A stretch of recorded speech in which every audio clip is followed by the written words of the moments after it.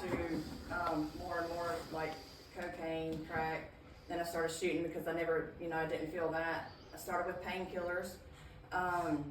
And then I tried to, I ended up having kids when at a very young age, when I was like 16 years old, 16, 17, and my parents, I grew up in a destructive household.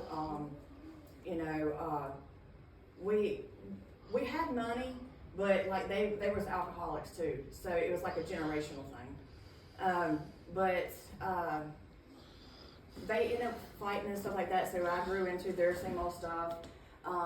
Became like a fighter on the streets. I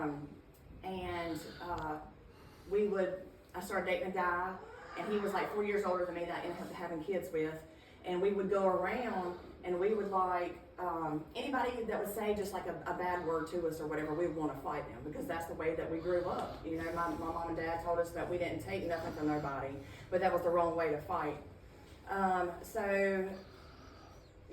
Time went on, I ended up going through tragedy of losing some family members, like my nephew and my brother-in-law. 3 months later, I seen one of my best friends get shot. We was at a party and we went to go fight him. Like I said, we were fighters, and I seen him get shot in the head, and it was almost me. I jumped from the back seat to the front seat, and just like that, the Lord had moved me because He had a purpose for my life. Amen. I used to sit and think, like, why did He save me and He didn't save him? But I wouldn't be here today telling the word and this message of the gospel to you guys.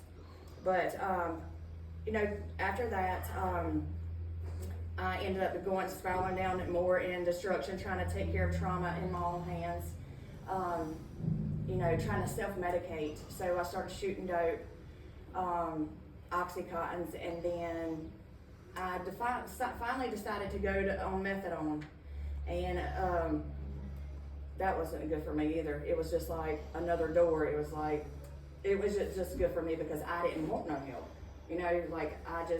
I didn't want to stop, so I knew how to manipulate the system. I went there for 10 years until finally I ended up going to prison. I did 2 years and 8 months in prison for stealing some money from my sister. I was sentenced to 10 years, but they gave me 5 years, and I did 2 years off the 5 years. But while I was in that prison system, I said, I'm going to make the best out of this situation, and I got my GED. I did parenting classes, but I got back out and did the same old thing. It was like a repeated cycle that I didn't know how to get out of. And if you don't surround yourself with people and people who love you and been through the same type of stuff, then you feel like that there's no hope out there. Like, I remember my daddy always holding the door open for me while I was, going through drug addiction and things like that. And to take a shower, to eat, and, just be in my place of safety, my refuge, because He was the only Jesus I did know. He was the only one I was reading at the time because I thought I knew everything. So when I finally did surrender, my daddy ended up having a heart attack.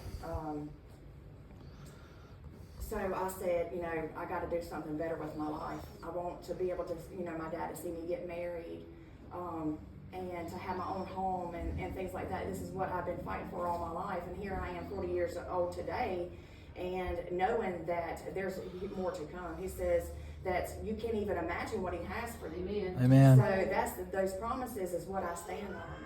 And His word is what I stand on today. And I know that battle cry is going to be a place of refuge and safety for non-judgment, for just to hold our arms wide open and to accept them just like Jesus accepts us, to where they are, to lead, guide, and direct them. And so that's what battle cry is, I sit and I think to myself, like April, like, how did we get here? And it still seems unreal. Like, I took her to the town hall when we first had our very first event. And I'm sitting here thinking, we look at each other, and I'm like, man, did we really just get up here? And she's like, you want me to get up here? Because we wanted to get the wave speed, because this is something big, the Lord done did something. And I was like, man, what can the Lord do? And He's like, He's the God of impossible. Yeah. Amen. And I want to say thank you to Lynn Potter. She's like our spiritual mom that leads and leads us.